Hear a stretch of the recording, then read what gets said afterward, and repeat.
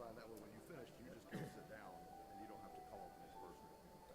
Great. And then at the end, I guess Kyla's gonna open it up with his remarks to the audience. I'll have the mic. I'll walk around. So. All right. So in my head. Oh, thank you. Oh, I appreciate it. Thank you. Yeah. Sorry I couldn't be there, but Yeah, it's okay. So we understand. are you speaking tomorrow night too? Because I don't want to listen to you 3 nights in a row. Let me tell you something. I don't What even is know tomorrow? what is tomorrow night. What the hell is Oh, tomorrow? it's League of Cities. No, the gala. I'm going to the gala.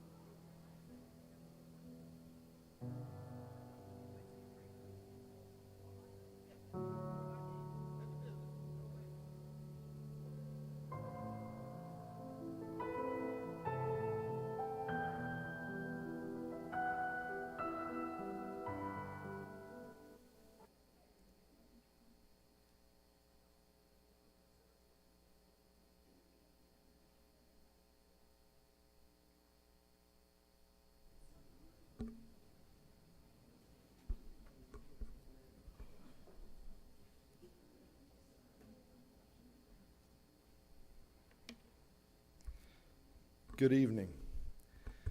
We're gathered here to honor the memory and the legacy of Mayor Vandergrift, and we thank you all on behalf of the family and the city for joining in this time.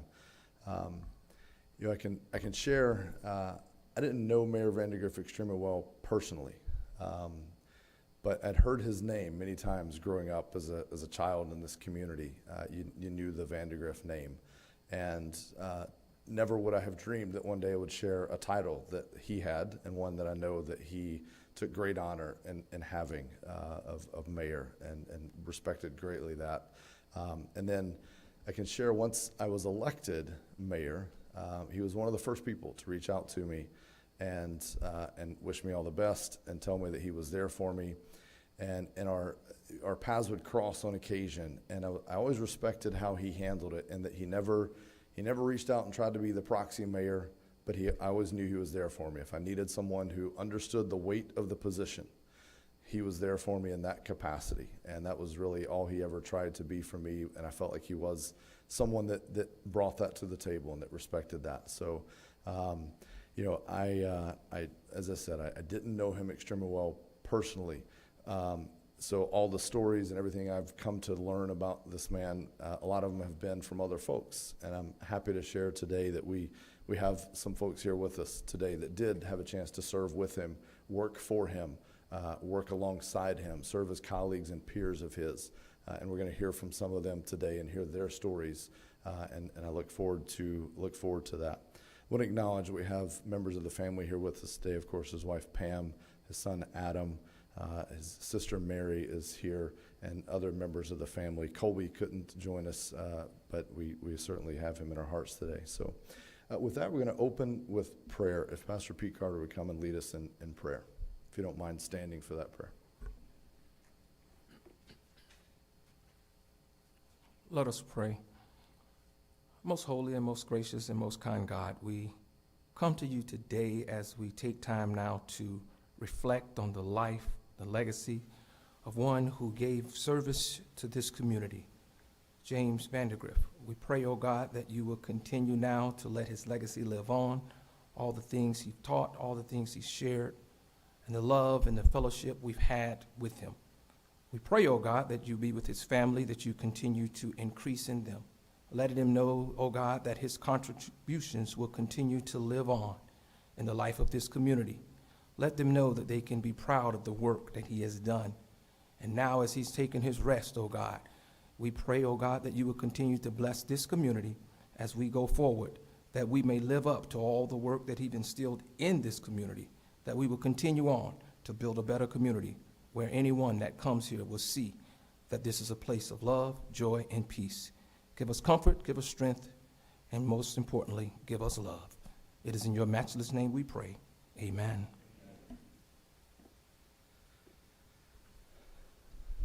All right. First, we'll have Jason McGuirk, who's currently the Vice Mayor of the City of New Smyrna Beach, come forward. Thank you, Mayor.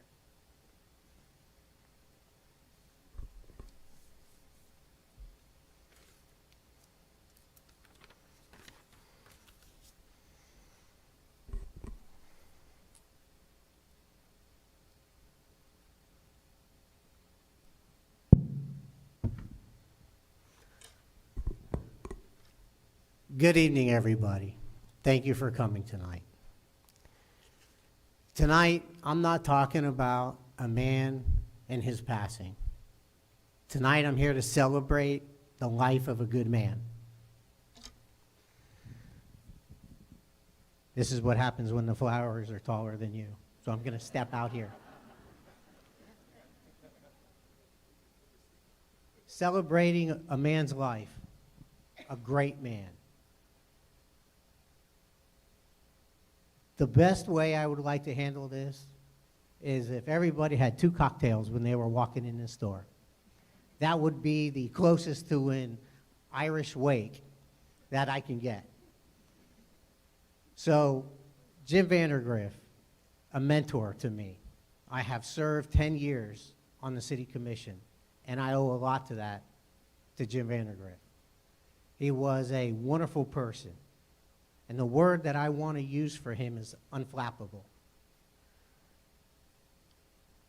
Jim was a Marine, a veteran, a husband, a father, a community leader who served on the commission and as mayor for many years.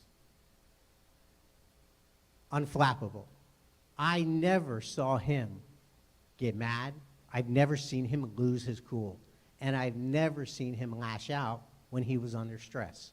And we all know in this job, being elected, there's a lot of stress with that.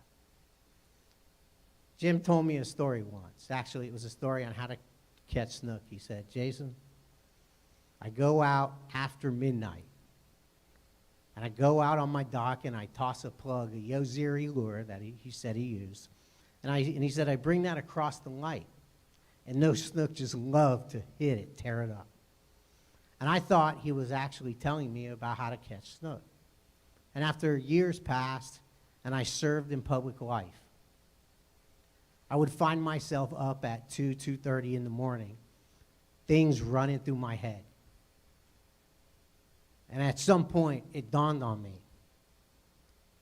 He wasn't necessarily telling me how to catch a snook. He was out there after midnight because God knows once you get past 30, midnight, you're not up past midnight unless you have to be. So I realized at that point, this man who had served this community so well and this nation so well was up late at night, past midnight, working through the issues and the problems that he had to deal with in this city. And I think in the end, he did a darn good job. Unflappable. A lot of pressure. The story was not about catching snook. The story was about how you think through problems in the middle of the night and how you serve the community as best you can.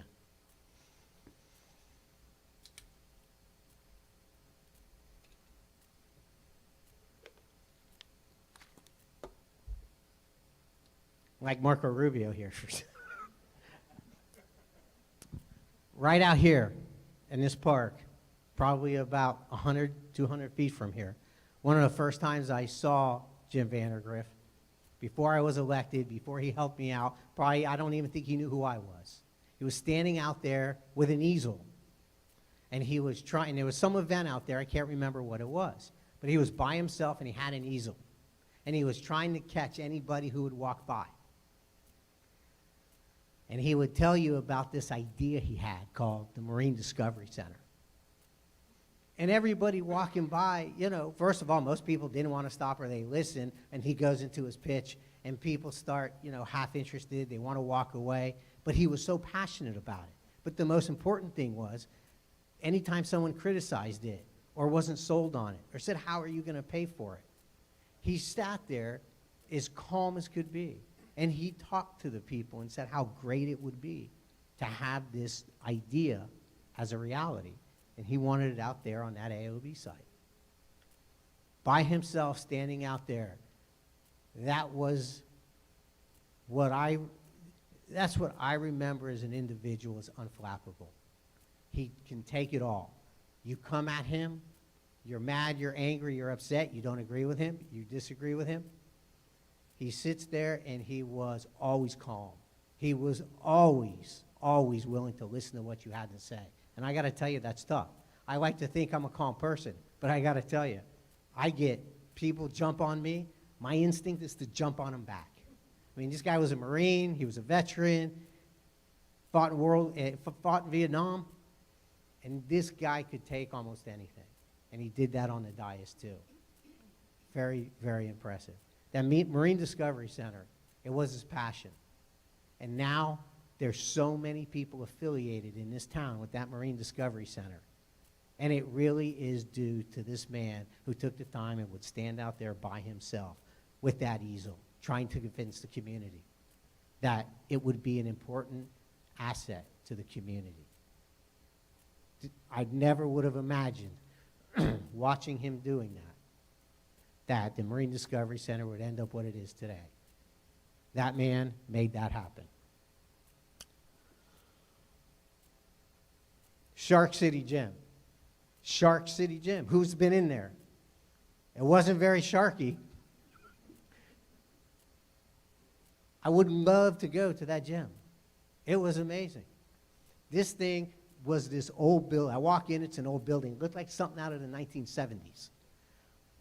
But I went in there, and he signed me up. And I hate to work out. I'm the guy that says every year I'm going to go work out. Every year I'm going to lose 20 pounds. Every year I'm going to go to the gym, I'm promising myself. One day I stopped in because I knew he had it, and I had to drive. Every morning I drive my kids to school, and I drive right back by. I said, let me sign up. And I finally signed up, and I started going to the gym, and I actually found that I was really wanting to go to the gym every single day, 5 days a week. I would go to the gym. And it dawned on me one day, I wasn't going to work out. I was going because I enjoyed going there. He did something that was almost impossible. He took this gym in this old little building, and he called it Sharks. I was fascinating. He was so proud of that big sign of that shark with all those colors on it. And I didn't quite figure out the correlation between the gym and the big shark, but he loved it. But what made this gym so awesome is it was like walking into the TV show Cheers. You walk in, everybody knew your name. You came and you worked out a little bit, but it was the environment and the vibe that Jim created at this gym. I've not seen that happen before. I've worked out at a lot of gyms, been to a lot of gyms, and I was always so impressed that he took this old building, put some equipment in there, and everybody loved to go there. And I can pretty much tell you that, guarantee you, when he sold that property and that gym closed up, 90% of those people stopped working out, and I was one of them. So I'm honored to speak before you tonight in his honor. Great man. He did great things. He served this country as best as anybody can and anybody has, both as a veteran in the military and as a commissioner and mayor in this town. He truly loved this town. It was his passion. He was unflappable. Thank you.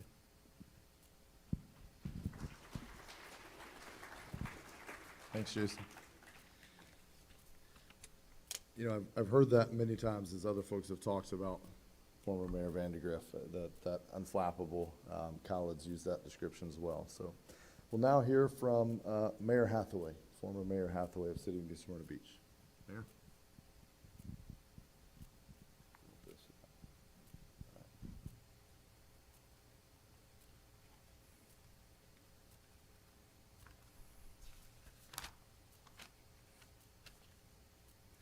Pam, family members, greetings. Those of you who are citizens of New Smyrna Beach, greetings. Those of you who are visitors, greetings. Let me just say this. I had the distinct pleasure of serving with Jim Vandergrift from 1985 until basically 2007. We had some good times, we had some bad times, we had some short meetings, we had some long meetings. Anybody that's been in elective office knows what I'm talking about, and those spouses of the elected officials know exactly what I'm talking about, because you had to sit at home while we had all the fun. It was the CRA, the Community Redevelopment Agency, was constituted in the summer of 1985. There were 7 original members. One of them was Steve Dennis, another was Kay Walker, the late Fran Brimmer, the late Larry Sweet, Jim, and myself. And I know there was one other, but my memory fails me, and forgive me for that. I'm not as young as I once was. I try to remember a lot of things back in history, but I know there was one other member on the CRA on the original board. Doug, was Doug on the original? I thought Doug was actually on the commission before then, but maybe he was. Okay. Thank you.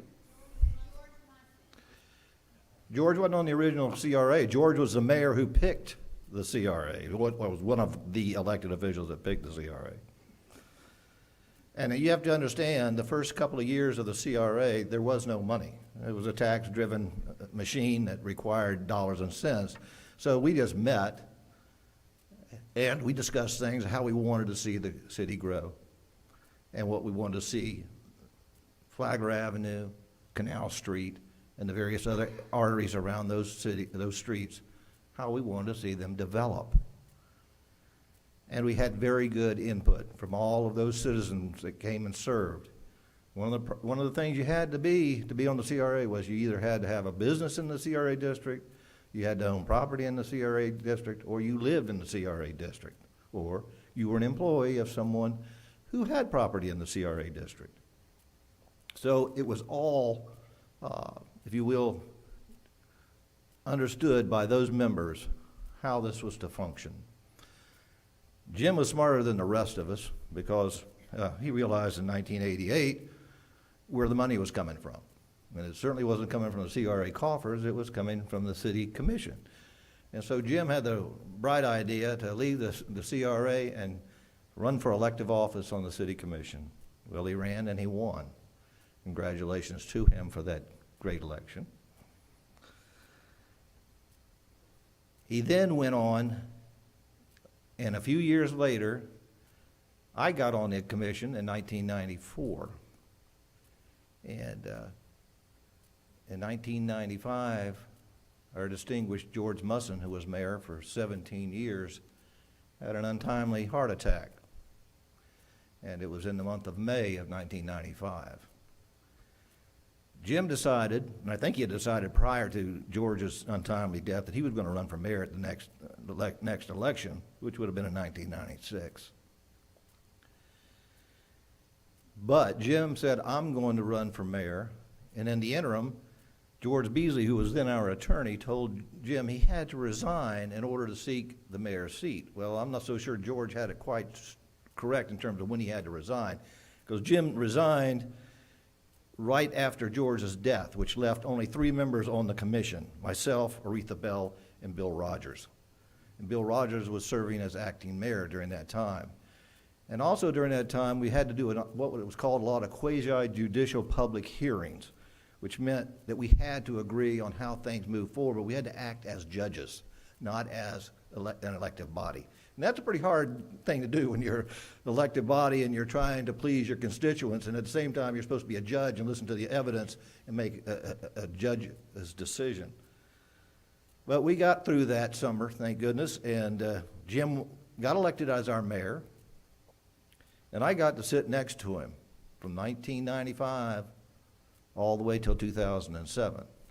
That's just how the seating arrangement are at our dais. During his tenure as mayor, he served on many boards, including the Volusia Council of Governments, the Executive Committee as president of the Volusia League of Cities. He served on the board of directors of the Florida League of Cities, and he served on many, many other committees throughout his tenure as mayor. Some of the many accomplishments while serving as mayor include, and I'm not doing these in any kind of an order, so don't, if you feel like I'm skirting around the years, I truly am. But it's, again, the clouded memory that brings back to me some of these fun stories. Turning this Brannon Center, which was the building basically on this location, it was a Brannon library at the time, and the county was moving the library to its present location. And at that time, the senior citizens organized very well, and they made it very clear to those of us in office, we want that building to become our senior center. And lo and behold, Jim was out there and did a great job. I'll never forget, I have a photograph. I was going through some old photos the other day, and I happened to notice Jim and the rest of the commission cutting a ribbon on the sign was up there, Senior Center, Brannon Senior Center. So this location has so much history in it. From the time that what the building really stood for at the time was just a place where people could come together. And here we are today, coming together in memory of Jim. He did the dock and fishing pier underneath the George Musson Bridge. And I'll never forget that because my youngest son was with us then, and we were breaking ground, and we were standing there, and the photographs are coming, pictures everywhere, and I thought it was very unique and very cool that my then son Spencer was just a young sprout and was there making history as we broke ground on the bridge that went under the fishing pier underneath the George Musson Bridge. I know that it was closed recently, but now I think it's been reopened, hasn't it, Mayor? Good job. He approved the relocation of the North Causeway sewer plant. Now, in the days when that sewer plant was built, and again, I remember this very well because my father was mayor at the time that sewer plant was built on the Causeway, it made good sense to be on the river because you could dump your effluent when you couldn't treat it properly into the river. Nobody of those days cared about, the ecology and what we were doing to the river. So it made sense then. But in roughly 96, 7, 8, because the building was actually completed in 1999 out on I-95, that sewer plant was basically demolished. Now, Jim had the great idea, and I'm getting to the MDC because it had a great idea. Originally, he wanted to turn those old holding tanks into basically aquarium things, aquarium holdings. And he took us over to Crystal River and Tampa and a couple other places where took the commission over there, and we looked at these various old plants that had been turned in or recycled, if you will, and some of them looked pretty great. But he was doggedly determined to make the MDC work. That and the water taxi. Now, I fought Jim tooth and nail on the water taxi. I was a bean counter back in those days, and I was concerned about how much money the thing was sucking up to run those boat rides. I'm sorry it's gone, though. I think it would have been a great addition today. But hey, hindsight is 20/20, as we all know. He was instrumental in the sports complex. He got so many people together, the Weaver family, he got the Peterson family, he got so many people together to work together and to create the great sports complex that we have today. And it's truly a tribute to Jim Vandergrift for his leadership in going down that path.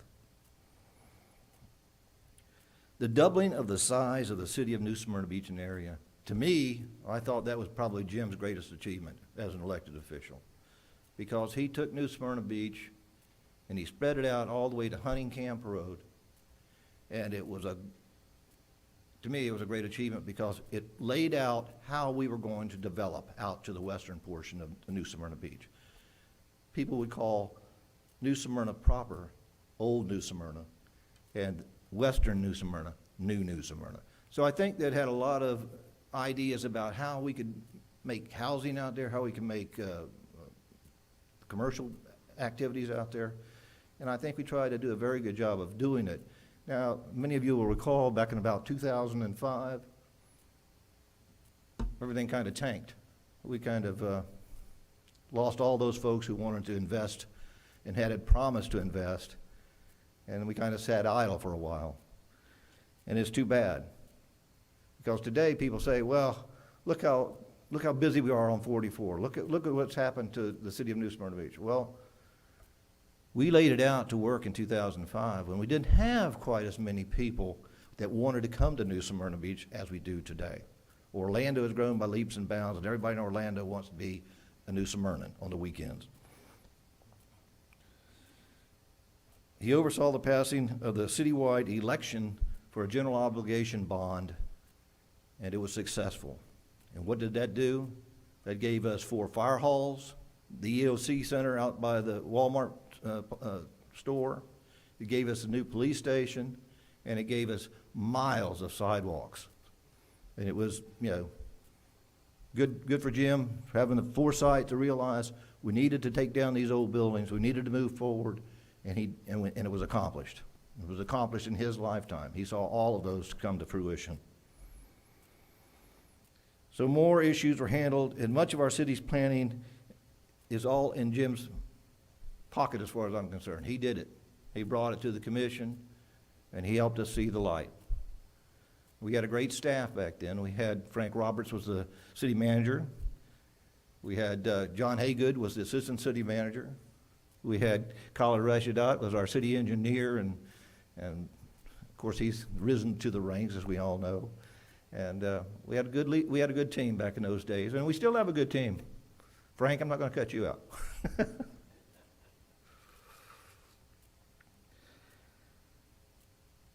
I want to let you know that Jim served with an awful lot of people during his tenure as mayor.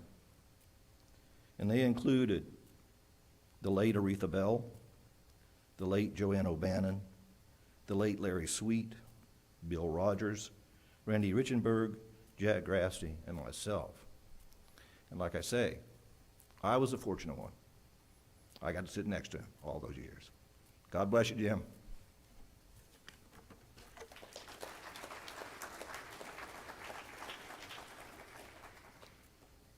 Certainly, as we heard all those accomplishments, one that you may have missed that I picked up on, though, is Mayor Hathaway talked about how they didn't agree on a topic. I think it was the water taxi. And yet here he is today talking about how much he respected and honored him. And I'm glad that that is a tradition that we still continue on the dais today, set by those that came before us, that we can debate vehemently the solutions that are put on the table. And then we agree on what we agree on, we disagree on what we agree on, but we do so with respect and dignity, and then move forward. And that's something we continue today, and I know he always did that as well. So next we have former mayor of the city of Holly Hill, Roland Villa. And I don't know if I saw him come in. So I don't see him here. Yeah, he was really wanting to be here, was excited to have the offer to come speak, and but he got caught up. So I'm sure he'll reach out to you. So after that, I think we have former Volusia County School Board Superintendent Bill Hall wanted to share some memories.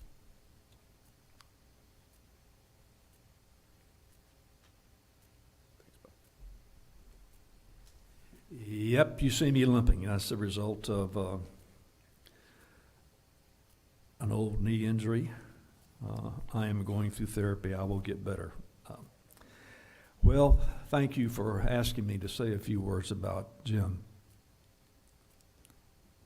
But I will not be nearly as eloquent as Russ or Jason or Jim, because I'm not a politician. I was just an educator. I'm going to talk about Jim from a personal point of view.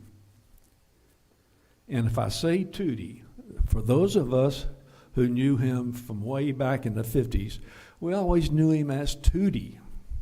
And I asked his sister Mary, and by the way, thank you, Mary, for coming down. Pam, it's always great to see you, and Adam. Adam, it's great to see you. Why don't you guys raise your hands so people can identify you?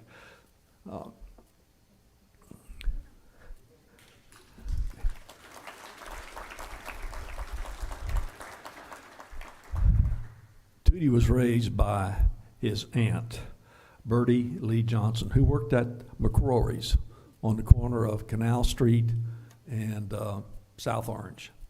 They lived in a trailer just to the west of where Buddy Davenport's office was. Tootie was great back in elementary school, junior and senior high school. I met him in first grade, and we instantly became the best of friends. And again, one of these days I'm going to find out why he was called Tootie. We played football and basketball together at the junior high and senior high school that was located on Live Oak Street. I can't tell you how many practices we went through, how many games we played, the thrill of victory, the agony of defeat. We were fairly good for most of the time. We had our bad moments. But I can't tell you how many double dates we went on. And I need to share with you that Tootie started working at the age of 9. How many in this room remember Wallace Dairy? Okay, he worked for Mr. Wallace, and he would stack milk bottles and ice cream in that store that was located on Mission Road. For those of you who don't know, a guy named Wallace owned a dairy, and he sold ice cream and milk from a building that was right there where the Winn-Dixie Plaza is on the east side of the parking lot. And I can remember going there as a kid to buy ice cream and milk from them. It was so good. When Tootie was 12, he started driving and delivering milk and ice cream to various stores in town. That's not the only person he worked for. He worked for a guy named Timer O'Reilly, who owned all the property between what is now 95 and 415 on both sides of 44. He did a lot of work for Timer. And in the meantime, when Tootie got into 10th grade, towards the end of his 10th grade, he bought a green Oldsmobile that everybody just loved. And I can remember double dating with him all the time, going to practices at the baseball field all the time when he did play baseball. And of course, the double dates were just tremendous.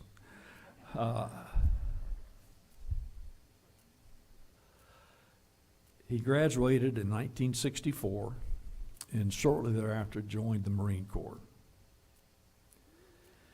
He was sent to Vietnam, and I don't know how many of you all know this, but he was missing in action for several days. He was in a squad that was ambushed by the Viet Cong in a rice paddy, and he managed to escape.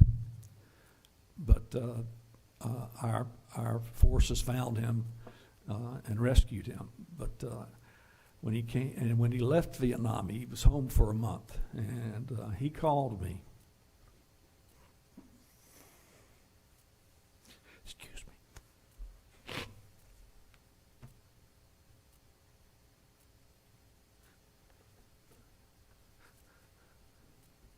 And we went out. And he just had a tough time with his buddies who were killed. But that set his future as far as what he was going to do for people. He was going to be kind, he was going to be loving, and he certainly was going to work hard to do what he could to make things better. By the way, he didn't want any of his friends to go to Vietnam. 68, 69, he was out of the service. I was in my first full year of teaching. I was teaching out of the field, phys ed, at the old junior high school. And he and I used to work out Monday, Wednesdays, and Thursday nights. And I can remember that a certain girl named Pam had it timed perfectly. She would come about the last 10 minutes of the workout, and guess who would leave with her? And I would close the place up, and she would always bring him back, I don't know how much later, probably an hour, 2 hours later, and they would go their separate ways. They were married in January of 69, is that right? They were married in Valdosta, Georgia. They flew up, and it was a Sunday. Sheriff met him at the airport. I don't know why he was there, but he said, "What are y'all here?" And they said, "We're here to get married." He says, "Well, I'm not sure if they're open." And they took him to the courthouse, and they were closed. So they flew back, and then they drove up the next day and got married. Interesting story. Then Jim was working for Tropical Blossom as a salesman, traveling salesman. And he would go up and down US 1 for all the gift shops, and the exits to 95, the same thing. And he realized that there were all these fruit and gift stores at all these exits and places along US 1, and he realized that they were making pretty good money. So he said, I can do that. So he bought the lot from George Musson in 1977 for $25,000 and built the Coronado Fruit and Gift Company. And it was highly successful. Boy, I tell you, he worked hard. I used to go over and see him on Saturdays, washing that fruit, squeezing that juice, working on the machines, and he fixed everything. He didn't call anybody to come in and fix it. He fixed it. And the main attraction, frankly, was Pam. ran the shop. But he met some interesting people. Two people he met there, John Micah, who had his campaign office across the street in that little shopping center there. And who was the other guy? Oh, Truett Cathy, Mr. Chick-fil-A. And he became great friends with Truett Cathy, he and Pam. And he spoke all the time with John Micah about things that were going on. And he went up to Washington, D.C. to see John a lot. Now, I'm a Democrat. I need to say this about John Micah. I'm sorry he's not here. If someone ever brought home the bacon to his district, it was John Micah. He was just the best there was. At any rate, Tootie worked in that business 20 years, and they sold it. And then he reopened it a few years later in what is now the Heath store. And guess who was the silent partner in that deal? I was. And it did well, but it didn't do quite as well as the other side because Pam wouldn't work it. And I didn't work it. I mean, I was the superintendent of the school district. I just didn't have time. But we sold that. But I got to tell you, I think of all the men I've known, Jim Vandergrift is the most and best self-made man that I have never known. He started work at the age of 9. He worked hard. He was not afraid of hard work. He was not afraid of putting in the long hours, and he liked people. He got me involved in some city business. In 1995, he appointed me to the Planning and Zoning Board, and yes, folks, I was on the Planning and Zoning Board when we rezoned a lot of that property out on Pioneer Trail that are now all those homes going up. But then shortly thereafter, I became the superintendent. I had to drop off of that. When I retired in 2005, he appointed me to the Planning and Zoning Board again. About 3 months after that, there were 3 vacancies on the Utilities Commission, and he called me up and said, I want you to do it. And I said, I don't know anything about utilities. He said, I want you to do it. And I said, okay. And I was in that position for 10 years. Best of friends. We vacationed together. We owned 3 boats together. We fished all the time. And it was just a tremendous, tremendous friendship. I got to tell you about one of our vacations. Adam, I'm sure you remember this.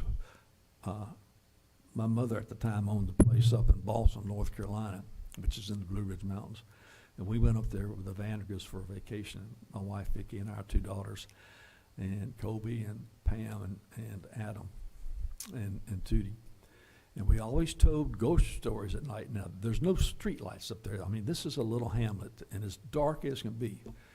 So one night we're telling ghost stories, and I was the designated storyteller.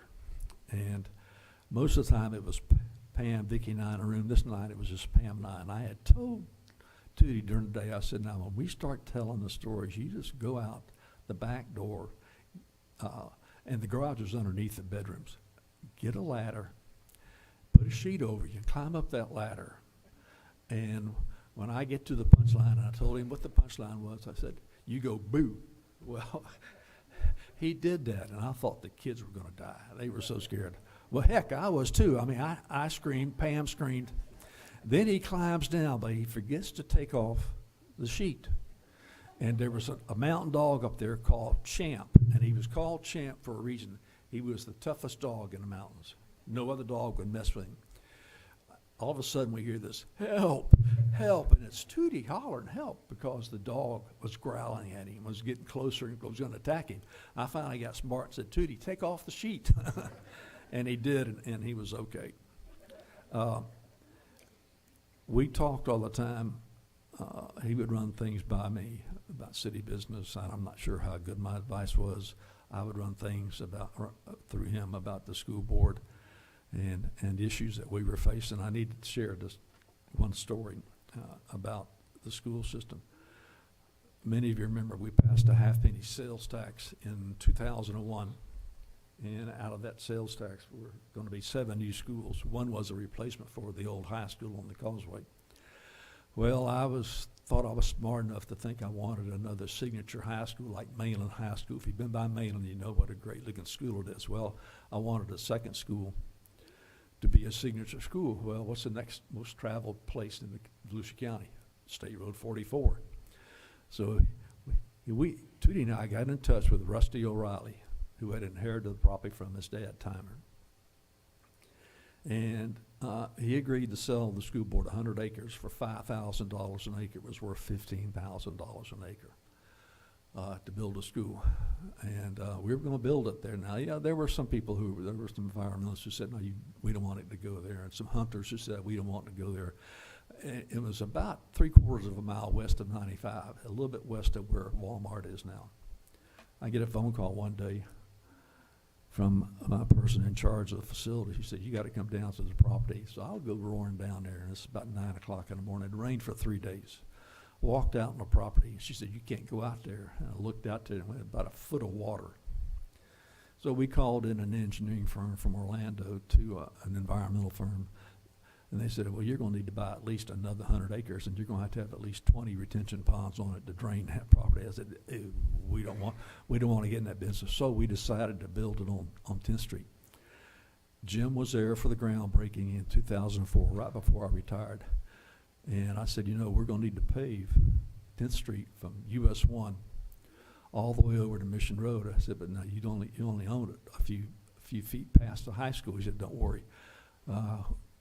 Within a year after it opens, we will have that highway 4-lane. Well, it just got finished, and by the way, Khalid looks great. I don't know if they'll ever pave it out all the way out to Mission Road. That's going to be a problem. But he was just great to work with. He was at the groundbreaking for that. The three things that I think about, the three things that I would say that he did best for the city. The Marine Discovery Center, I was on the first committee he set up to explore that possibility. The sports complex. And I got to tell you a story about that. When I was superintendent, I was at a homecoming game. My youngest daughter was on the homecoming court, and I was asked to crown the homecoming queen. And I'm sitting there in the audience, and there was a coach for the Cougars who was letting out all these 4-letter words, and I was not used to that. And I finally told the principal, I said, at halftime, you better go tell that guy if he does it again, he'll never coach again in the state of Florida. Then I saw Jim Vandergrift the following week. I said, when you rebuild it, make sure that stadium is far enough away from the players and coaches you can't hear them talking. And he did. I mean, right now there's a track around it, and it prevents that stuff from going on. Marine Discovery Center, the sports complex, and Venetian Bay. Tootie was afraid that Port Orange is going to annex all that property out there. It's now Venetian Bay. And he fought like the Dickens to keep that. Had the city limits extended out that far, and you know how Venetian Bay is today is a great development. He loved his family, his friends, and New Smyrna Beach. That says it all, folks. And we are so much better off because he was our public servant. Thank you.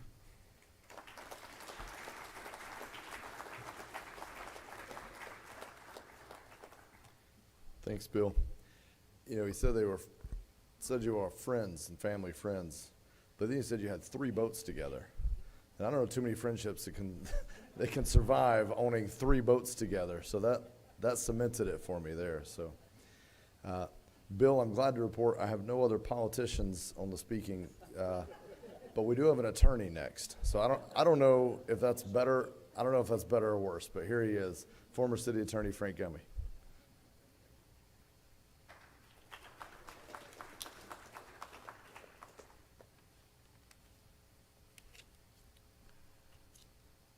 First, recognize the family and recognize his service in the Marine Corps.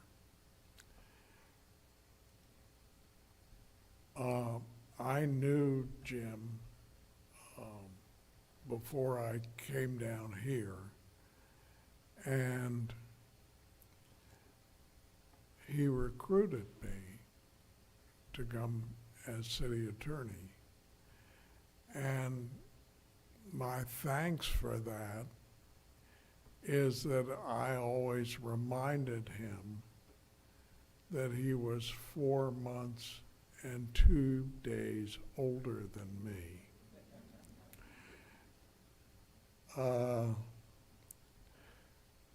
But I've served with a lot of elected officials, but he displayed the qualities that you expect from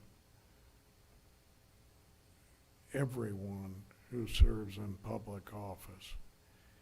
He ran meetings fairly and without drama. He did not display temper.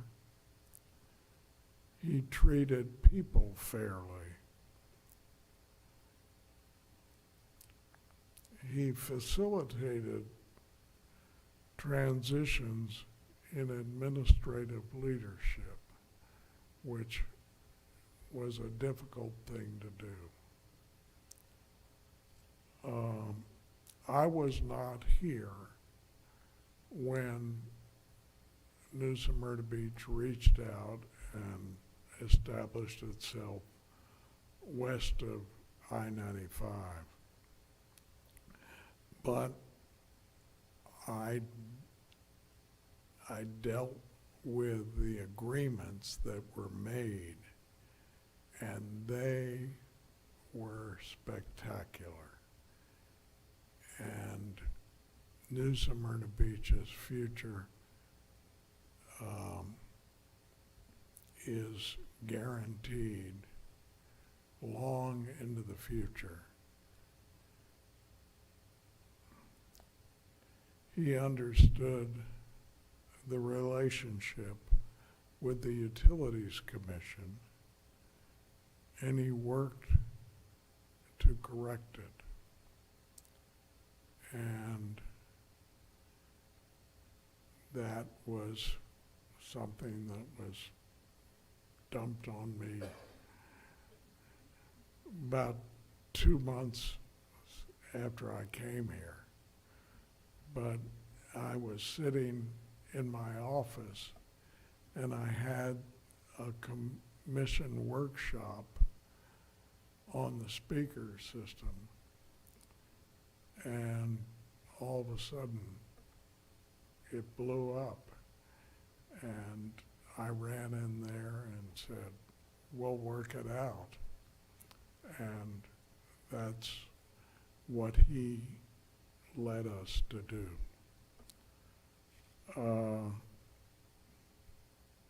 He was an incredible communicator. He served the city well, served our country well, and may he rest in peace.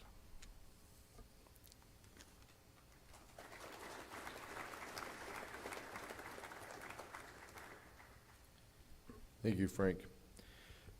To earn the respect of people that you serve with and alongside, as you've heard from some, is one thing. But to earn the respect of people that work for you is something very, very different. And I know Khalid respected Jim very much, and we're going to now hear from Khalid Resheidat. Khalid.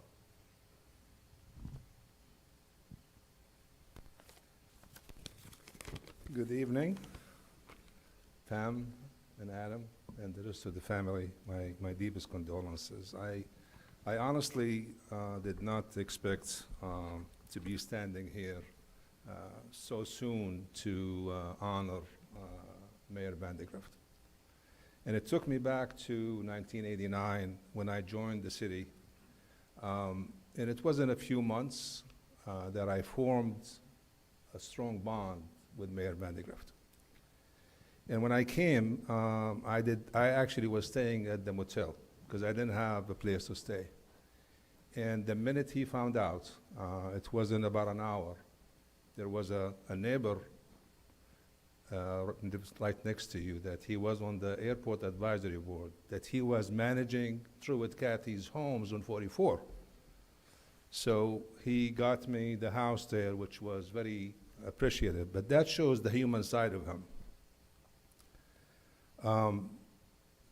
But then I kind of watched how he deals with people. I love people. And how he deals with them was just unbelievable.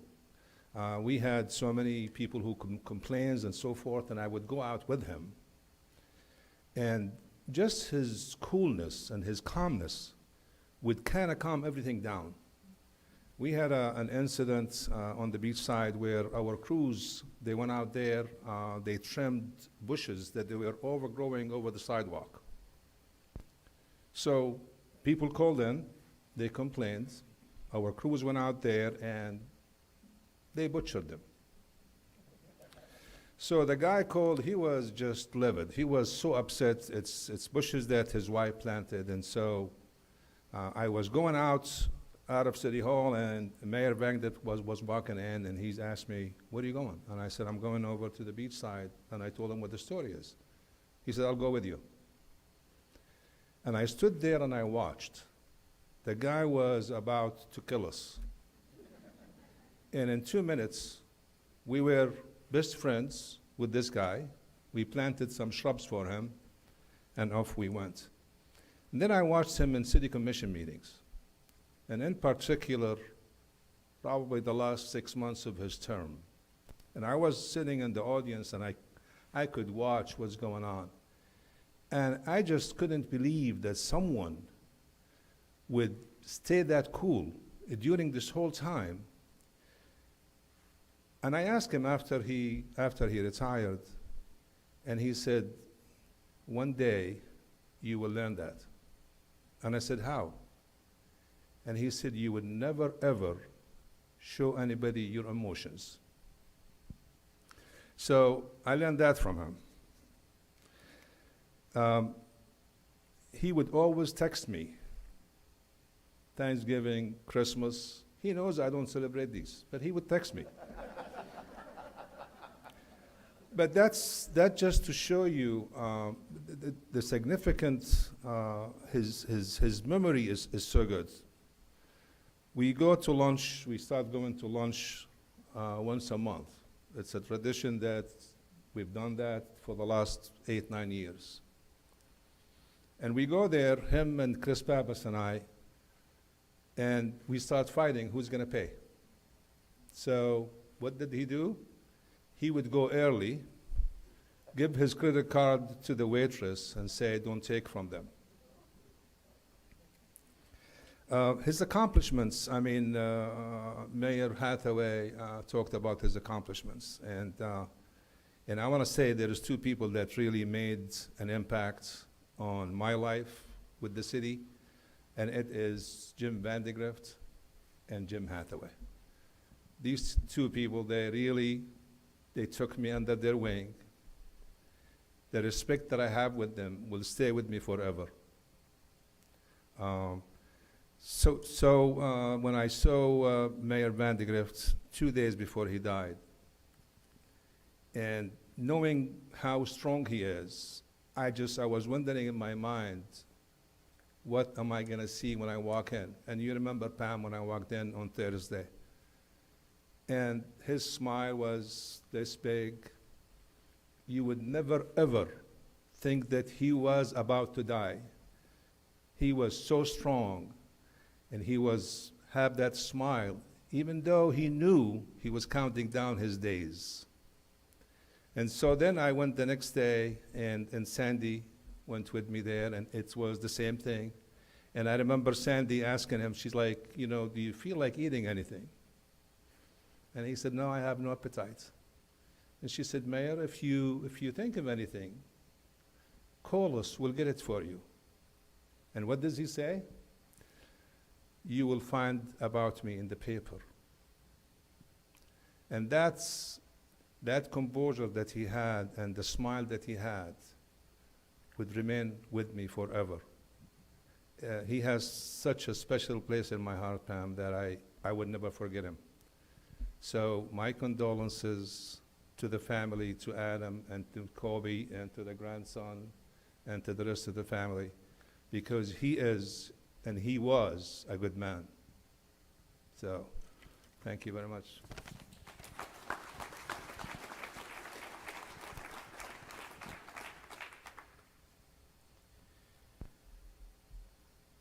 As a continued testament to his legacy, you know, there's a lot of other folks here, and I don't want to acknowledge because I would miss someone, but former elected officials that served with him, that just served in the community around the time when he served.